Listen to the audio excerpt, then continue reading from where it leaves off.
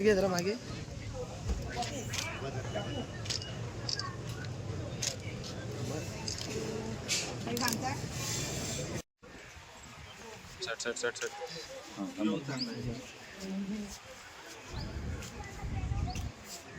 हे पण फक्त आपण स्लॅब काढून त्याच्यावर नवीन स्लॅब टाकून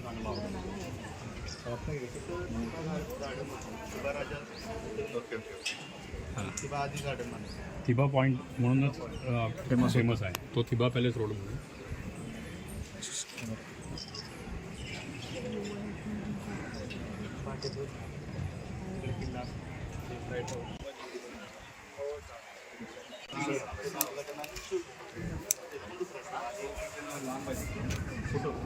तारांगणला 2 वर्ष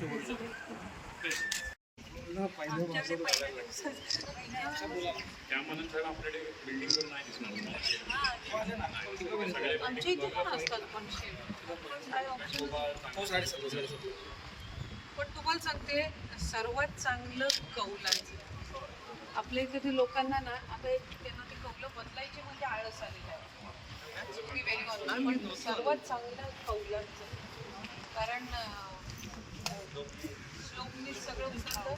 2-4 कौलं वर्षाला रिप्लेस करणं काय फार अवघड नसतं, पण हे तरी पण पत्र्यात. आणि पत्र्याचा मेन प्रॉब्लेम तुम्ही स्थळांना भेट दिलेत, आपल्याला काय वाटतंय? खरं तर काही दिवसांपूर्वीच राज्याचे उपमुख्यमंत्री अजितदादा असतील,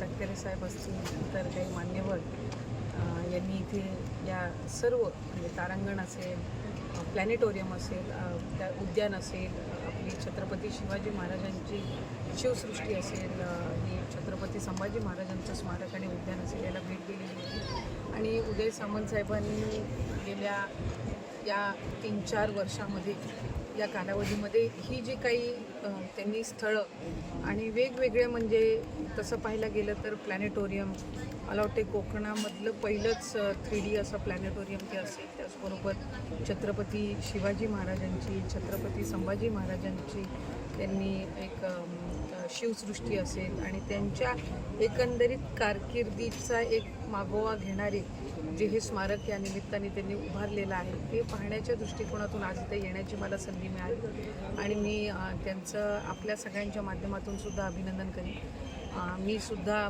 अनेक वेळेला एक लोकप्रतिनिधी म्हणून काम करत असताना वेगवेगळ्या मतदारसंघामध्ये जे आपले सहकारी मंत्री किंवा लोकप्रतिनिधी, आमदार किंवा खासदार महोदय असतात, यांनी आपापल्या जी काही त्यांची दूरदृष्टी असते किंवा त्यांची जी संकल्पना असते त्यातून काय मतदारसंघासाठी विकासात्मक ते करतात याचं एक कुतूहल नेहमीच असतं.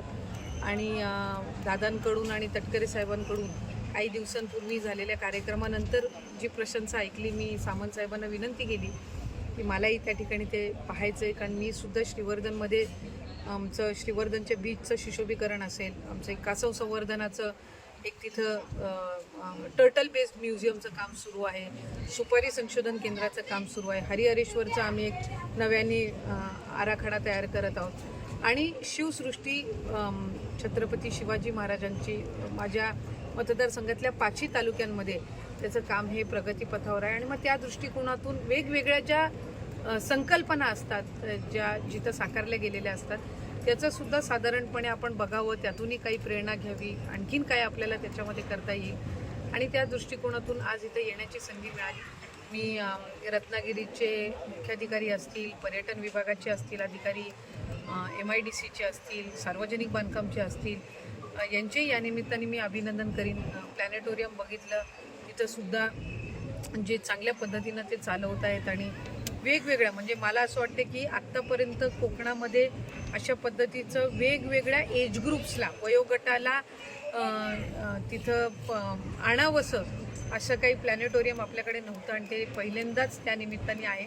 दुसरी एक अतिशय मला जी गोष्ट तिथं भावली ती म्हणजे रत्नागिरीचं वैशिष्ट्य जे आहे, जी मंदिरं असतील किंवा जी स्थळं असतील, स्मारकं असतील, त्याची एक चांगली प्रतिकृती अशी एक संबंध त्यांनी जे एक दालन त्याचं एक स्वतंत्र तयार केलेलं आहे. मला वाटतं आल्यानंतर रत्नागिरीमध्ये जी जी काही वैशिष्ट्य आहेत ती त्या दालनामध्ये आपल्याला पाहायला मिळतात. त्यामुळे ही संपूर्ण जी संकल्पना आहे ती एका बाजूला ठेवणं हे एक असतं, पण ती प्रत्यक्षात उतरवणं याला एक विशेष महत्त्व असतं आणि ते त्यानिमित्ताने आज पाहायला मिळालं. मी सगळ्या ज्या यंत्रणा याच्यामध्ये ज्यांनी काम केलं त्यांचं अभिनंदन करीन.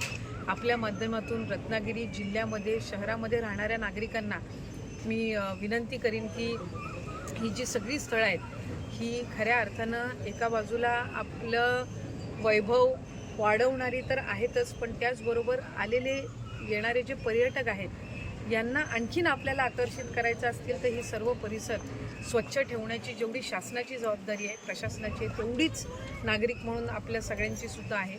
आणि मला खात्री आहे की रत्नागिरी जिल्ह्यामध्ये पर्यटन हे अनेक आपल्या बीचेसवर असतंच, पण हे जे काही स्थळं ही जी निर्माण झालेली आहेत याच्यातून आणखीन मोठ्या पद्धतीनं आपल्याकडे येणाऱ्या पर्यटकांची आणि शिवभक्तांची संख्या वाढणार आहे. त्यामुळे मी मनापासून उदय सामंत साहेबांचेही अभिनंदन करीन आणि सर्व ज्या शासकीय यंत्रणा आहेत त्यांनाही मनापासून शुभेच्छा. थँक्यू.